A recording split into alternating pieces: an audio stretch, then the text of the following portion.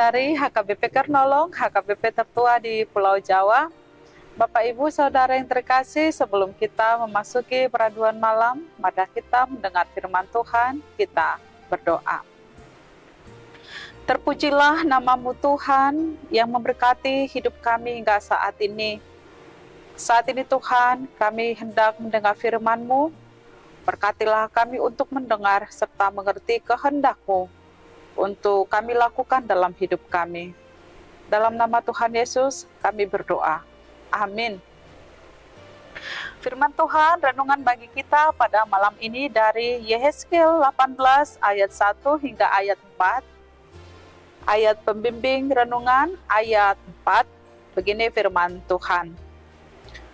Sungguh semua jiwa aku punya, baik jiwa ayah maupun jiwa anak aku punya. Dan orang yang berbuat dosa itu yang harus mati.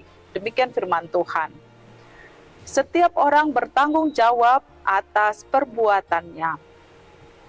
Sahabat renungan malam Shalom yang dikasihi Tuhan, sungguh semua jiwa aku punya. Demikian firman Allah kepada Yehezkiel pada masa umat Israel dalam pembuangan di Babel. Jiwa sama dengan nyawa atau hidup. Dalam kondisi di tengah-tengah pembuangan, mereka hidup menderita karena telah berbuat dosa kepada Tuhan Allah. Mereka seolah tidak ada lagi pengharapan untuk hidup. Akan tetapi Allah adalah pemilik hidup. Allah pemilik semua jiwa. Jiwa ayah maupun jiwa anak. Jiwa orang benar di hadapan Allah maupun yang tidak. Allah berkuasa dalam hidup manusia. Manusia tidak dapat atau tidak ada wewenang terhadap jiwanya sendiri karena kita adalah milik Allah. Dari firman ini kita menyadari bahwa sesungguhnya kita semua adalah kepunyaan Allah atau milik Allah. Jika kita adalah kepunyaan Allah, maka kita akan melakukan ketetapan dan segala perintah-perintah Tuhan. Tidak ada seorang pun pantas berbuat sesuka hati, apalagi melanggar ketetapan Allah dan hidup berbuat dosa. Apakah kita sudah menunjukkan sikap hidup yang pantas di hadapan Allah sebagai kepunyaan Allah? Apa yang akan terjadi jika kita melawan ketetapan Allah dan berbuat dosa? Firman ini mengatakan, orang yang berbuat dosa itu yang harus mati.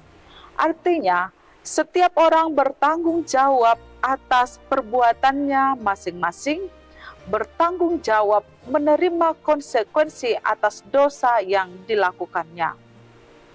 Meskipun demikian, Allah tidak menginginkan kematian orang-orang fasik.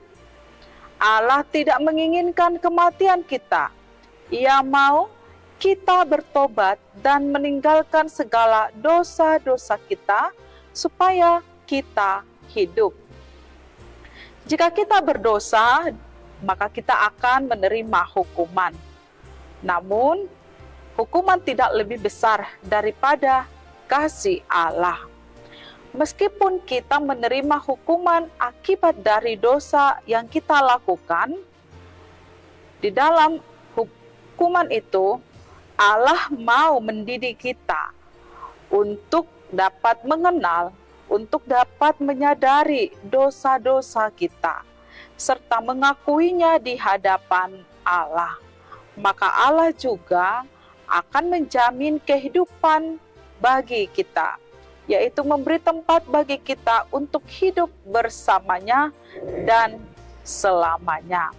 Karena itu, apapun yang kita alami pada saat ini, jika kita merasa bahwa kita sedang di tengah-tengah penghukuman daripada Tuhan, ingatlah kasih Allah lebih besar, bahwa di dalam atau di tengah hukuman itu, Tuhan mendidik kita untuk berbalik kepadanya.